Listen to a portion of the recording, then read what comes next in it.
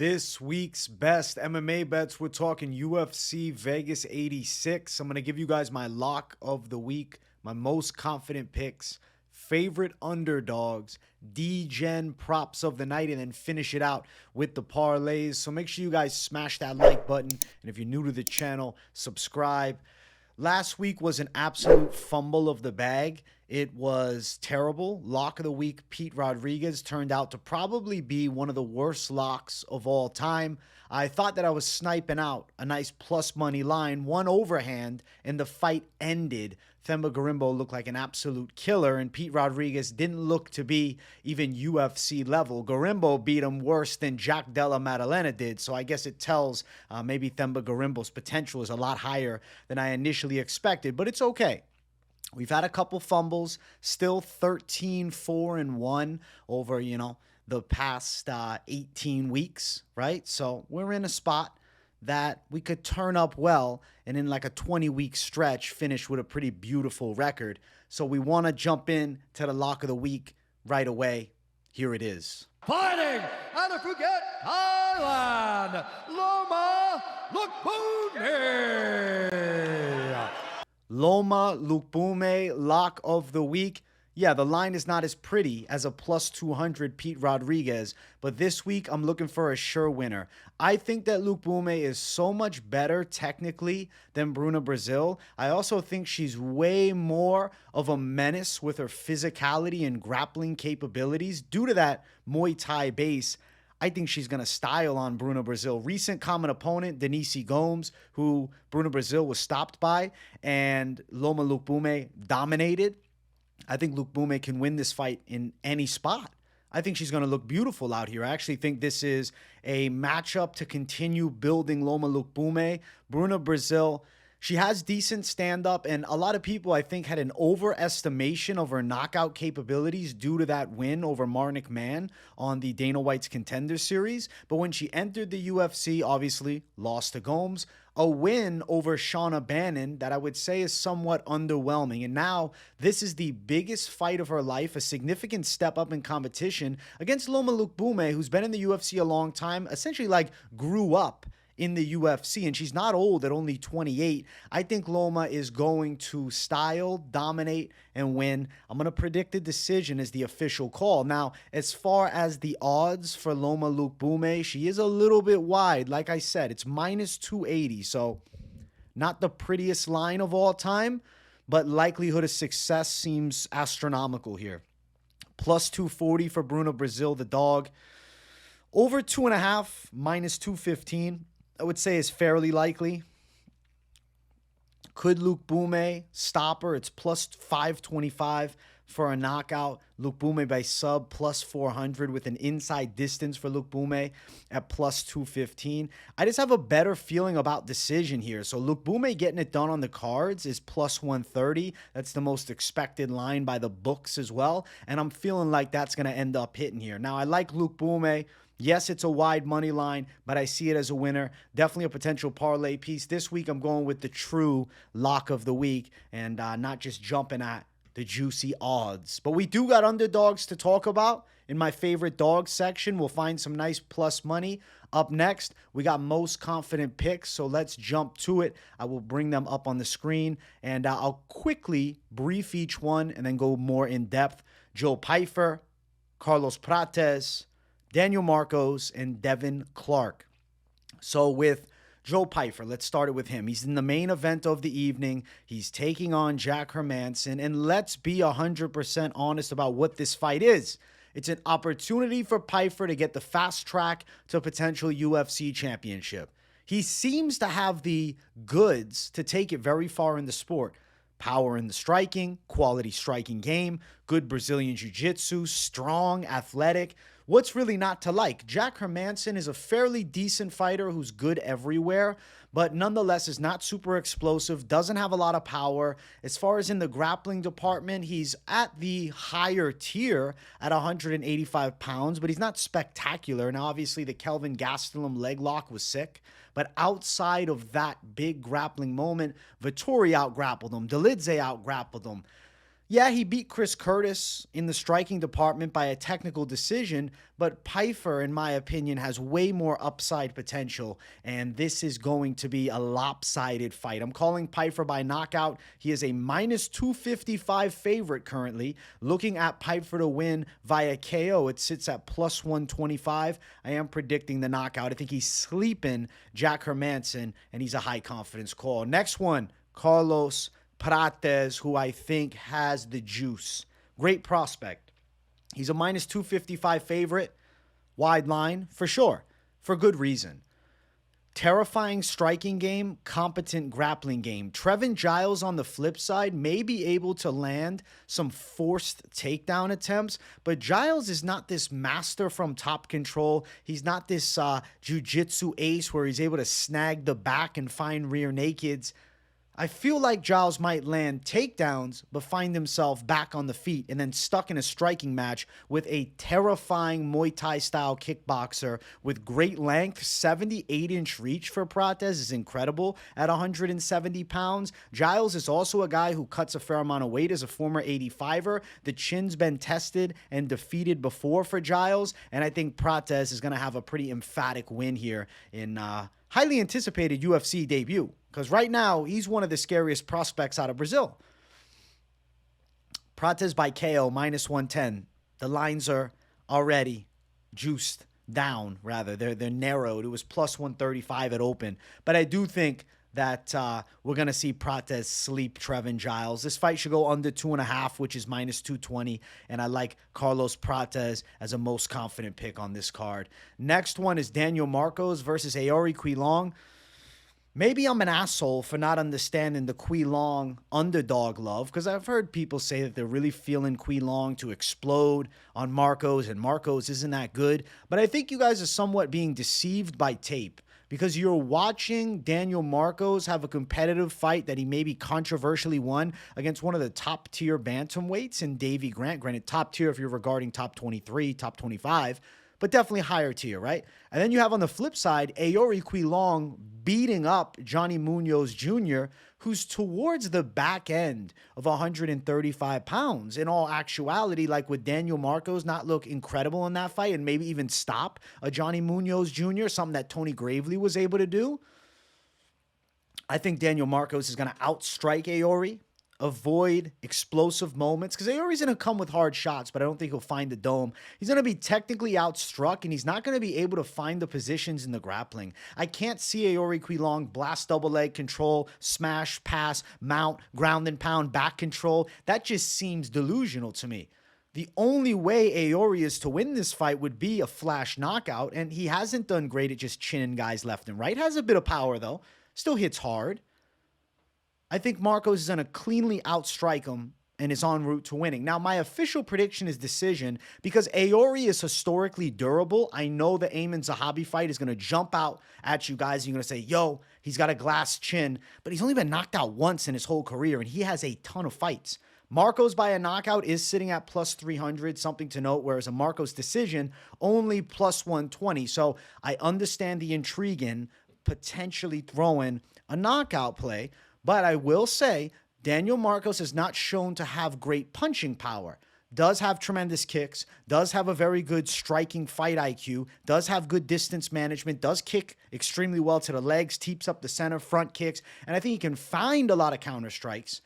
But putting the lights out of Aori, I think, is definitely a lot more difficult said, easier said rather than done. It's definitely a lot more difficult to make happen. But plus 300, it is there. And I understand a light play on a knockout, especially if you're going harder on the money line. Marcos seems like a sure winner to me. And at minus 255, I actually think after the fight, this could be a little bit of an underplayed tag. I was anticipating a minus 350 tag between these two. So seeing it at minus 255, like, it's 100 points down. I'm glad to see it.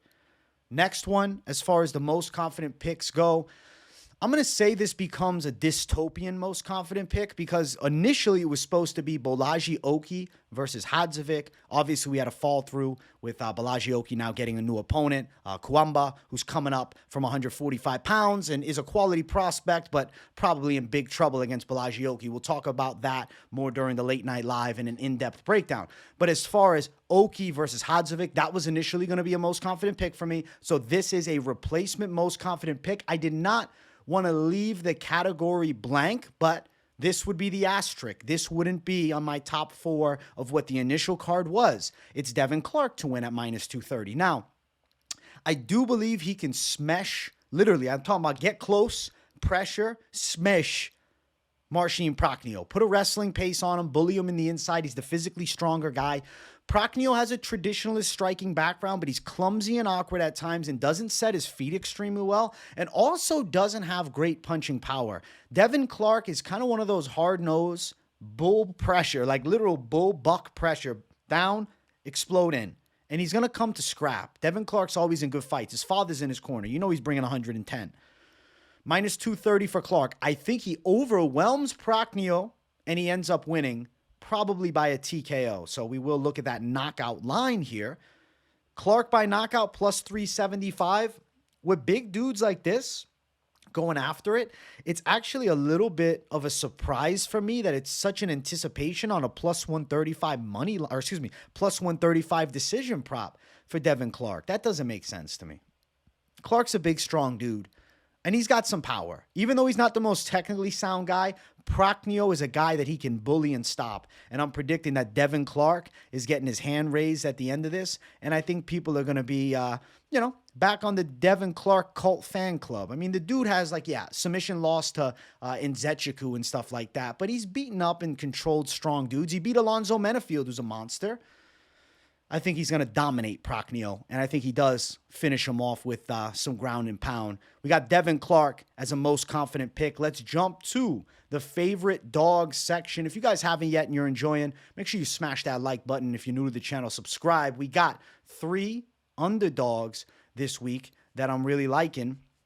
I guess I will go one by one here with the dogs because we got 3. So first off, we got Max Payne Griffin. I think he can technically outstrike Jeremiah Wells and avoid the grappling onslaught. But Wells is a powerhouse, so I understand the concern. Max Griffin is a technically sound striker. He does have a little bit of like a pigeon-toed style, but I think those pigeon toes sometimes give him an advantage closing in and out of range. I like the way that he's striking. And I also really do respect the grappling defensive capabilities. Griffin gave Michael Morales a really tough fight, who's a solid prospect. And I think that Jeremiah Wells is a strong bullying type of fighter that is going to have difficulty with the technical game of Max Griffin. I'm going to say Max Griffin gets it done in a hard-fought decision. Now, it's around the plus 133 range. Looking at it, probably over 1.5, which is minus 260. And then Griffin to win by decision all the way up at plus 400. But I see him winning a competitive decision. Like, let's not forget, as powerful as Wells has looked in fights, Matt Semmelsberger hurt him and outstruck him. He was forced to engage in a pressure grappling style. I think Max Griffin will be difficult to control in that manner. So we're going Max Griffin for the win. Longtime UFC vet that I think deserves a pick here. Armen Petrosyan, who's essentially a pick'ems underdog, but he is at minus 101, minus 100. I'm now seeing it flip to plus 104. So a near even money underdog in Armen Petrosyan. This is a scary fight betting-wise because Rodolfo Vieira has incredible Brazilian jiu-jitsu, but he doesn't have great wrestling. And I think Armen Petrosyan can fend off the takedowns and force Vieira into a difficult striking match where I favor Armen Petrosyan. Plus 104 range, let's say. The over 1.5 is minus 170. I'm seeing potential for Petrosyan being the first guy in the UFC to knock Rodolfo Vieira out. It's interesting the jiu-jitsu champion was submitted before he was ever knocked out in the UFC. Shout out Anthony Hernandez. Fluffy's got some jits, man. Petrosyan knockout, plus 250. I don't love it. Petrosyan decision, plus 300. Don't love it. Not crazy about the props. I think the money line would be your better side. I do think Petrosyan can get a hard, competitive, at moments win, but he's going to have to more so deal with a heavy, early grappling attack. And then I think as Vieira fades a bit, Petrosyan finds a lot of deadly strikes and knocks him unconscious. So we're going we're going Petrosyan over Vieira. Don't be superstitious. Knocking on wood because of that. All right, the final of my favorite underdogs on the card may be an unpopular one. It's Darius Flowers, plus 119. Michael Johnson has beaten some of the best guys, lost to some more mid guys. Nonetheless, he's incredibly fast from that southpaw stance and has a dynamite 1-2. Darius Flowers does have a professional boxing background up in the cruiserweight division. He's fighting at 155 pounds. He debuted in the UFC at 170. He fought in the regional scene at 185. We haven't seen Darius Flowers at his true weight class, which is 155, where I think he's going to have the most dangerous skill set. I mean, if he's able to knock out bigger dudes, could he not sleep Michael Johnson, who in all actuality has had some difficulty with taking clean overhands? And I think Darius Flowers can rip some powerful punches. We're going Flowers. We're going knockout. Knockout for Flowers is plus 225 with an under 2.5 at minus 225. I'm predicting a Flowers win by KO. I think Johnson can jab him up, move, but Flowers will continue to pressure, and because he's at 155 and has shed off any excess body fat, I think Darius Flowers will be quicker than he was in his UFC debut, and I think he's better than he showcased. And if you watch some regional scene tape of Flowers, you have to recognize the punching power threat against bigger human beings than Michael Johnson, and he's flatlining them. I think 55 Flowers, if he's carrying that same power, it's going to be scary for a lot of these unranked strikers. So I like Darius Flowers to get the win by a knockout as a dog. Those are my favorite underdogs on the card. And we're not done yet because we got to talk about some Degen props of the night. All right, let's see. What do we have for degeneracy? Okay, Zach Pauga. I do think he's going to knock out Bogdan Gushkov. I think he can catch him with a hook specifically. Plus 275 for a Pauga knockout. Degen, something worth mentioning. I'm picking him against Gushkov. And I know Jordan Wright made it long with him, but I don't think Gushkov's that good. Next one, we got RoboCop inside of the distance. Now, he's a bit of a wide favorite at minus 235. I do think he's got a good chance of winning inside of the distance. I'm calling knockout, but submission is not out of this world because we know he's got legit jiu-jitsu. Plus 150 for Gregory Rodriguez inside of the distance. I like that a lot. Just out of curiosity to glance the knockout prop, it's not worth plus 200 to only have knockout when I got plus 150 for both methods, knockout or submission. I prefer that. Robert Brishik. This guy is a great prospect. I didn't want to put him in the most confident pick section, just more out of being unproven, but I have a really good feeling about him winning by knockout. Now, this is a shit line at minus 145, but I expect him to get it done, and I think this fight is probably ending earlier. Now, under 1.5 is minus 260. It's so juiced up that it's not even worth touching. Like, it's almost better off throwing plus 200 for an over 2.5, or excuse me, over 1.5 as opposed to the under, because it's not like Poteria's complete trash. I just think Brishek can outstrike him, accumulate damage, and eventually stop him here. And it's also Poteria's first time at 85 in the UFC. Has been there outside of the UFC, but not in the UFC. And the next one, Dan Ige to win a decision. I think he can beat Touchy-Fili on the cards. Ige by decision is plus 160. I don't love that. Plus 250 for the knockout. But still, props that I'm feeling have a good chance of coming through. The Degen props of the night. I'm curious now. Hyder or Mills over. This is probably going long. Minus 225 for this over. And a Mill by decision plus 110. Just two things worth noting.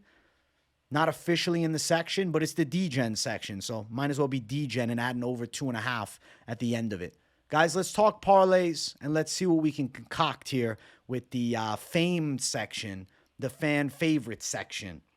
Make sure you're also smashing those likes and subscribing if you're new.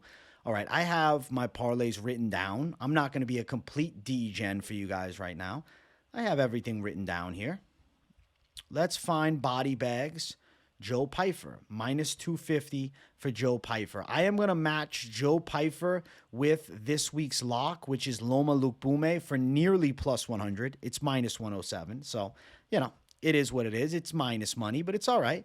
If you don't like my lock for whatever reason, I do think you have a great chance with Carlos Prates, which is a similar line around -104. Now, if you're like, I like Pyfer, I like Luke Bume, I like Prates, maybe you're looking at a little trifecta at +171. I think there's a lot to be said about this one right here. I think there's a great chance of those three, and that personally is something that I actually am looking at and really do like at the moment.